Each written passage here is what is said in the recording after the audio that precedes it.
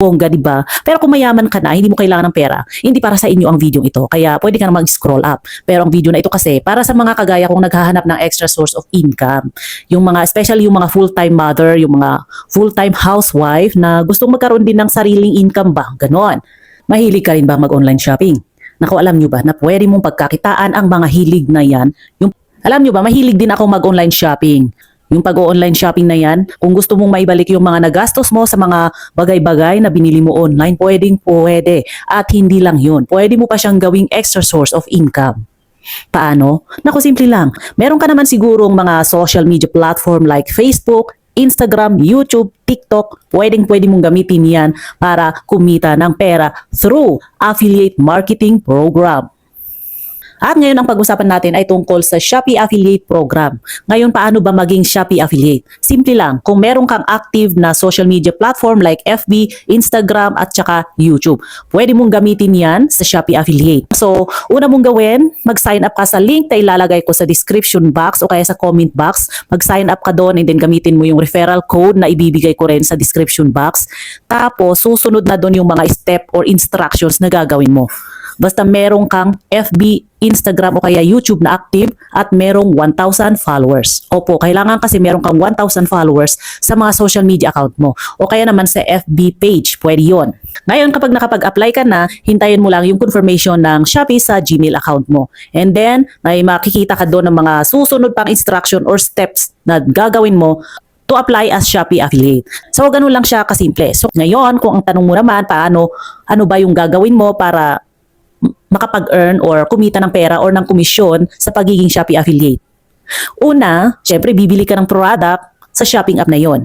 Bibili ka ng product and then i-review mo siya. Siguraduhin mo lang na yung bibilhin mong product ay maganda ang quality. Ka-promote. Dapat na i-promote or dapat siyang i-promote or ibenta. Dapat i-review muna natin yung product. And then kapag sure na tayo na maganda yung product, pwede na siya ibenta, saka mo na siya gawa ng video. Tapos yon, i-post mo, i-upload mo sa mga social media accounts mo gamit yung link ng product. So doon mag-order yung mga o-order na nakakita na nagkagusto dun sa product na binibenta mo. I-click nila yung link and then magda-direct siya sa Shopee. Then bibili sila, mag-order. Doon ka na magkakaroon ng commission. O di ba bongga? Meron kang extra source of income. Sa una mahirap, pakunti-kunti lang yung commission na marireceive mo.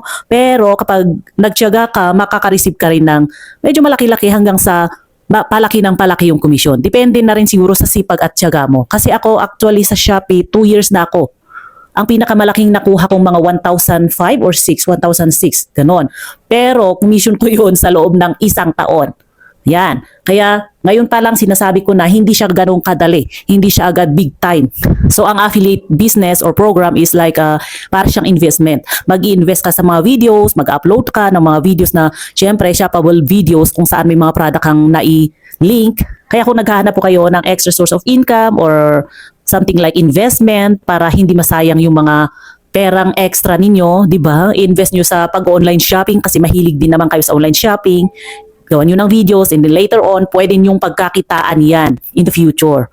O bongga, di ba? Pero kung mayaman ka na, hindi mo kailangan ng pera, hindi para sa inyo ang video ito. Kaya pwede ka na mag-scroll up. Pero ang video na ito kasi, para sa mga kagaya kong naghahanap ng extra source of income.